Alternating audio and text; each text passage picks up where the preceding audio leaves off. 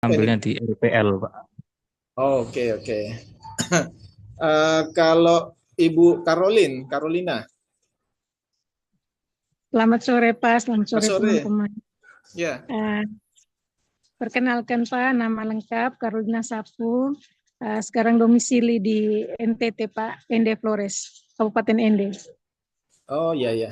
Ya Berarti Pak, sudah kerja ya juga ya. ya Pak, Dari sudah. D3 mana, Bu?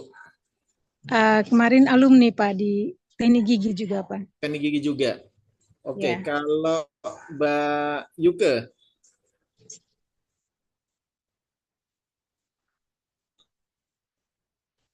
masih mute, masih mute. Ya, selamat sore. Saya domisili di Ponorogo di Dinkes. D3-nya dari Teknik Elektromedis. Elektromedis. Oke, Iya, kalau Mbak Susna,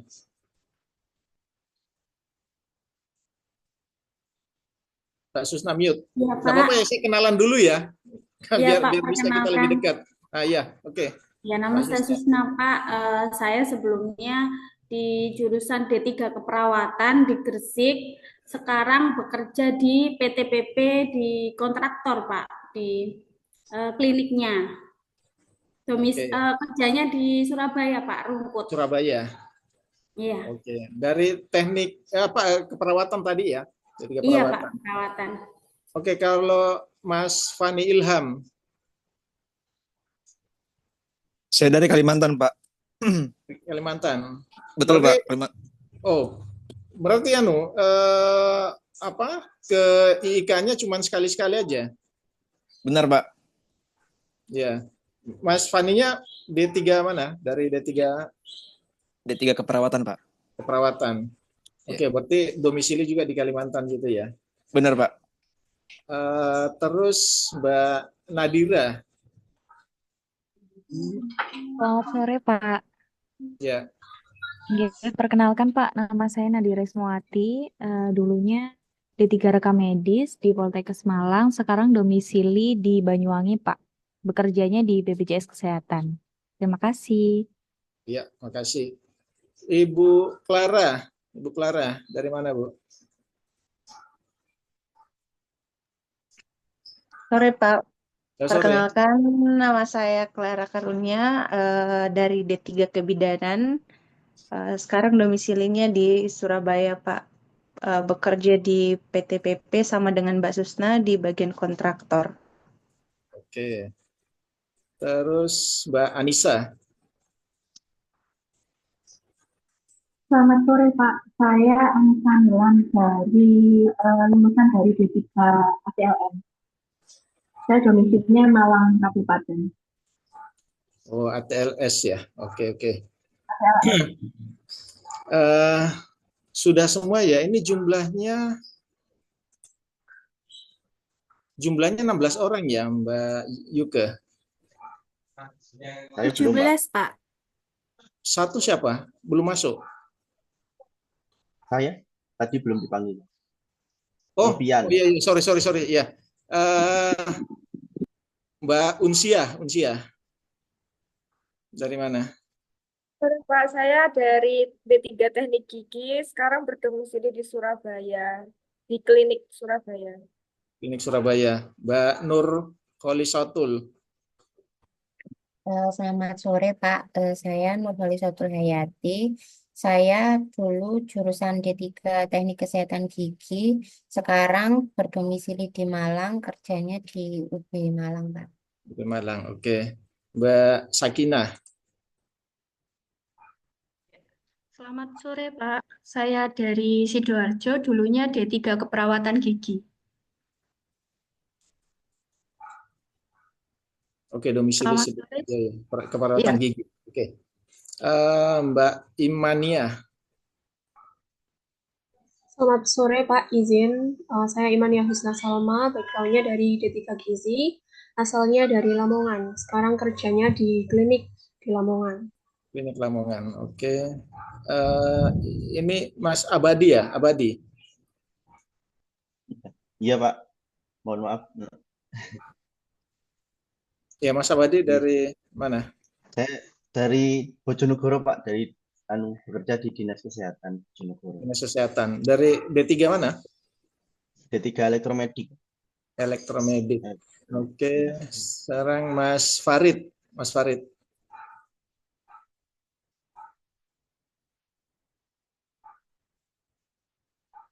Mas Farid nggak ada.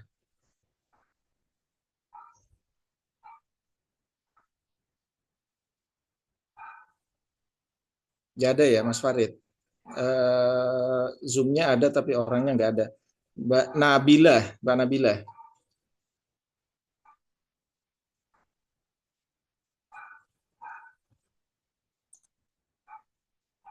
Mbak Nabila nggak ada juga ya. Mbak Dewi. Mbak Iya, Dewi. Pak. Dewi. Dari mana Mbak Dewi?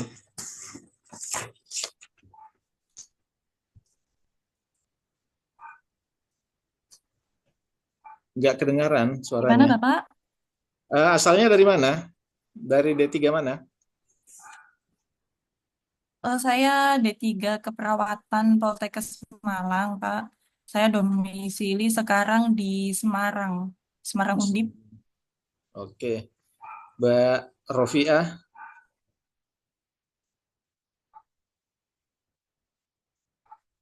Mbak Rofiah.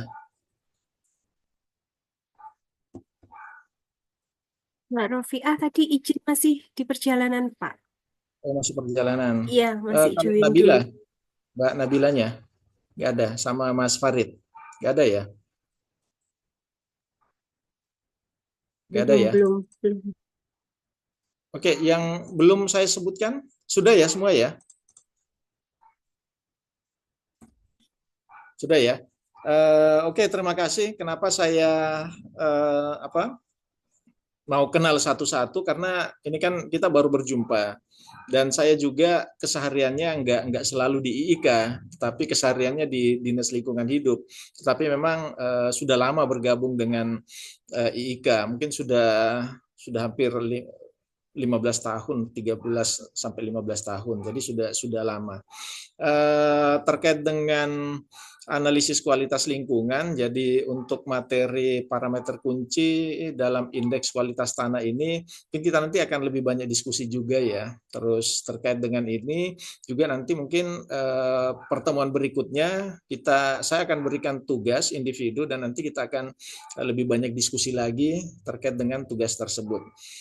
Oke, terkait dengan parameter kunci dalam indeks kualitas tanah ini mungkin kalau kita melihat sesaat bahwa dari sisi kualitas tanah itu dari sisi fisik mungkin bisa kita melihat juga apakah kualitas tanah itu sudah berubah atau tidak. Jadi kita coba melihat ya dari parameter kuncinya ini bisa kita lihat secara fisik. Terus kimia, kalau kimia ini harus melalui uji laboratorium. Terus biologis tanah ini juga harus melalui uji laboratorium. Jadi ada beberapa parameter yang perlu dilihat terkait dengan masalah kandungan yang ada di dalam tanah, dan kita pasti bisa secara fisik pun kita bisa melihatnya. Jadi di sini ada beberapa kandungan bahan organik tanah, terus pH, ini bisa diuji semua, terus berat isi tanah, terus kapasitas air tersedia. Jadi kapasitas air ini kaitannya dengan termasuk juga dengan tingkat kesuburan, terus agregasi, bagaimana agregasi ini nanti bisa dapat menyuburkan atau mungkin meningkatkan kualitas tanah ke depannya, dan respirasi tanah. Jadi bagaimana tanah ini bisa di dalam sisi ini, karena tanah ini nanti kaitannya dengan otomatis dengan kaitannya dengan hidup dan kehidupan manusia atau mungkin ekosistem lain. Jadi respirasi tanah memang juga dibutuhkan. Terus dari sisi parameter kuncinya, elaborasi parameter kunci, ini kita bisa melihat bahwa di dalam kandungan bahan organik tanah, di sini kita bisa melihat adanya sumber nutrisi atau energi mikroorganisme tanah Jadi semakin tinggi bahan organik tanahnya, SOM-nya, itu kualitas tanah semakin baik. Nah, kalau misalkan kita melihat kualitas tanah, misalkan banyak terjadi pengikisan dari sisi lapisan tanah, jadi SOM atau bahan organik tanah yang biasa juga disebut dengan lapisan humus, itu kalau misalkan sering tergerus oleh air hujan, nah itu pasti tingkat kualitas tanah itu juga akan semakin menurun. Termasuk juga di sini pH tanah mempengaruhi kesediaan nutrisi bagi tanaman. pH yang optimal biasanya berkisar antara 6 sampai 7. Nah, di sini kita melihat juga bahwa pH tanah ini sangat mempengaruhi nutrisi yang ada di dalam tanah. Karena misalkan pH itu sifatnya asam, otomatis tumbuhan atau tanaman yang ada di sekitar situ atau yang ditanam di situ itu akan kerdil jadinya. Makanya kenapa kita biasa melihat misalkan tanah ada yang ditambahkan atau disemaikan dengan kapur. Nah, itu untuk menaikkan pH tanah, karena kondisi tanah yang agak asam menaikkan kondisi tanahnya itu dengan kapur.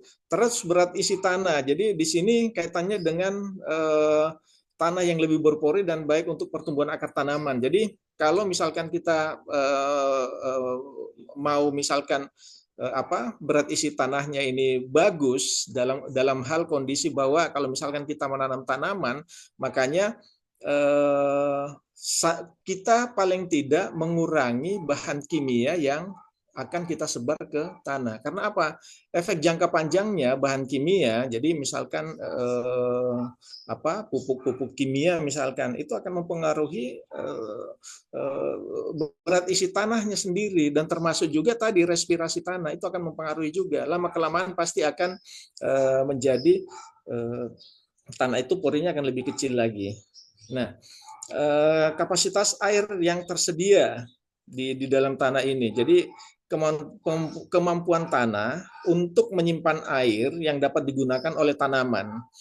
Jadi AWC atau kapasitas air yang tersedia ini penting untuk pertumbuhan tanaman, terutama di daerah kering. Jadi mungkin di daerah tadi Ibu Carolina mungkin di NTT itu pasti kapasitas air tersedianya itu pasti kurang di sana. Nah, bagaimana kita nanti meningkatkan misalkan kapasitas air yang ada di dalam tanah itu memang agak sulit karena ini kaitannya dengan alam yang ada di sana.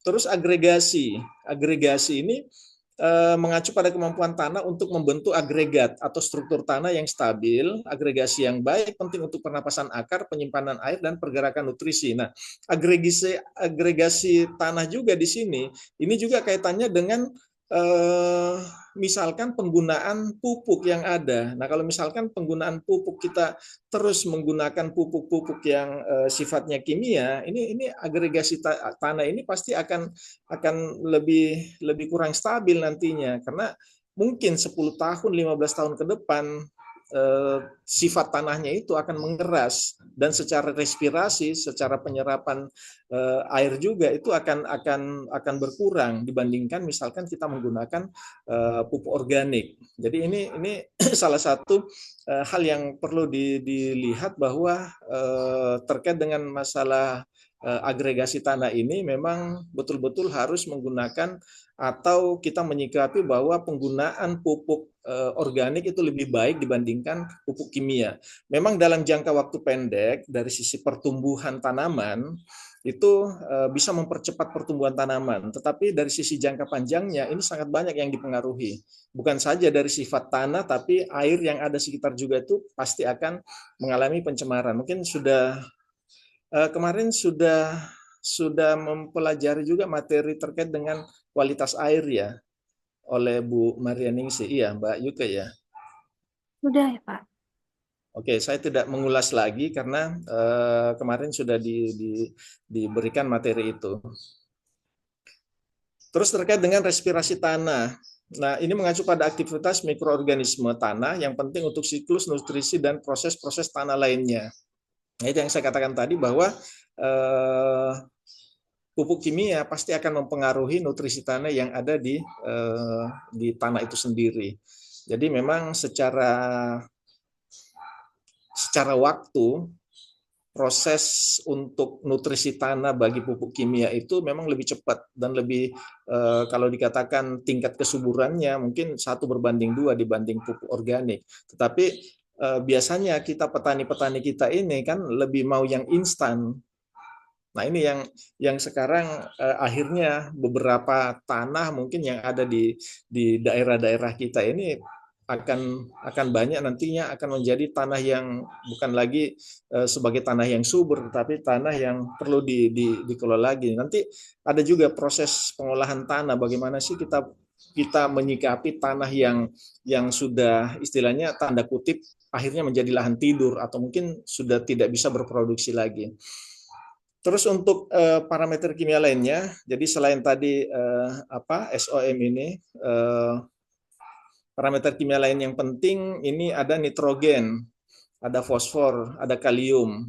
Nah, ini kalau kita bahasa NPK, ini kan kita lebih umum kita dengar bahasa NPK. Nah, ini sebenarnya di dalam struktur tanah NPK ini sudah ada, tetapi memang untuk menunjang lebih pertumbuhan lebih dari tanaman, makanya kita berikan pupuk kimia. Padahal sebenarnya di dalam NPK, di dalam pupuk kompos itu NPK juga ada, tapi memang dari sisi kadarnya memang tidak terlalu sebesar dengan yang ada di pupuk kimia. Tetapi ada. Nah, makanya sekarang kita melihat ada beberapa daerah-daerah yang sudah melaksanakan pertanian secara organik. Nah ini yang juga biasa kalau nggak salah di daerah Nganjuk itu sudah ada lahan organik, khusus organik, karena memang kebutuhan dari tanaman organik juga memang orang sudah banyak membutuhkan. Mungkin dari sisi kesehatan pun tanaman organik itu lebih bagus dibandingkan dengan tanaman yang menggunakan pupuk kimia.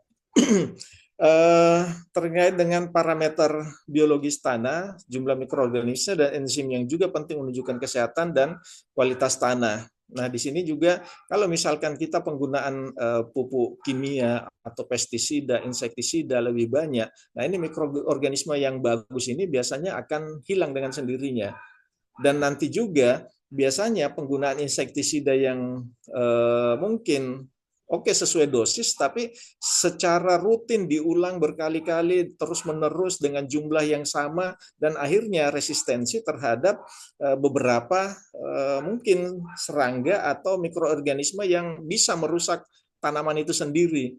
Nah ini juga nanti harus diperhatikan bahwa sifat-sifat tanah itu tidak selamanya bisa atau mampu untuk diberikan bahan kimia. Jadi kita biasa melihat, apalagi mungkin yang dari sisi saya bilang tadi yang kapasitas airnya itu kurang, terus kita gerujuk terus dengan misalkan insektisida, pestisida, bahan kimia yang mungkin saja tidak ramah dengan tanah itu sendiri. Nah nanti itu akan mempengaruhi fungsi tanah itu sendiri atau kualitas tanah itu sendiri. Nah ini sangat berpengaruh sekali terkait dengan keberlangsungan dari tanah yang kita miliki atau mungkin tanah yang ada di sekitar kita. Makanya kenapa tidak heran ada beberapa lahan persawahan, lahan perkebunan akhirnya menjadi tempat pemukiman karena salah satunya ini. Nah, kenapa sekarang Kementerian Pertanian itu sudah mulai menggalakkan bagaimana sih lahan pertanian yang tadinya sudah mulai tidur atau mungkin tidak dimanfaatkan, itu dimanfaatkan dengan cara salah satunya juga di sini, bagaimana parameter kimia tanah itu bisa ditingkatkan. Jadi ada beberapa hal-hal yang dilakukan. Terus untuk pentingnya indeks kualitas tanah. Jadi indeks kualitas tanah ini kan kalau misalkan di air, pencemaran air, kita bisa melihat indeks kualitas air bagaimana. Kalau di udara, indeks kualitas udara. Nah, di sini indeks kualitas tanah ini bisa kita melihat bahwa bagaimana sih tingkat penilaian kesuburan lahan itu. Jadi IKT ini untuk mengetahui penilaian kesuburan lahan. Jadi terkait juga dengan nantinya akhirnya dengan penggunaan pupuk yang ada. Terus pengelolaan lahan. bagian lainnya pengelolaan lahannya agar kualitas tanahnya tetap terjaga. Jadi misalkan Pak IKT Ridwan, itu maaf ya. memotong. Iya, Pak, ini mohon maaf, ternyata untuk akunnya sebentar lagi mau habis kuotanya. Jadi kita beralih ke link satunya lagi, Pak, nanti kalau mati. Oh, Mohon maaf ya, Pak. enggak minta daftar di ini di Enggak, bagian. Pak. Enggak, Oh, kita beli ada sendiri. premium di IIKA. Iya, kita Nanti selanjutnya misalkan pertemuan berikutnya nanti ini ya minta di kalau nggak salah Mbak Betty minta iya. daftar di situ terus minta diberikan yang premium. Nanti tidak akan ini penggunaan kuota sendiri berarti menggunakan Iya. oh Iya. nanti minta Izin, di Pak. Bu Betty kalau nggak salah Bu Betty. Iya. Nanti coba di ini nanti diberikan yang premium. Ya oke, enggak apa-apa. Nanti kalau misalkan oh ini tinggal 1 menit lagi ya, nggak apa-apa. Oke. Maaf sekali lagi, Pak. Nah, atau kita langsung ganti aja ya sebelum saya lanjut ini. Kita ganti aja ya. Oh iya, iya, Pak. Baik. Izin Pak, ini kita ganti ke akun premium Pak. Yang sebelumnya premiumnya ternyata sudah habis. Kami beli sendiri. Oke. Ditunggu, Pak. Kita matikan. Oke. Oke. Saya tunggu ya. Terima kasih, Pak.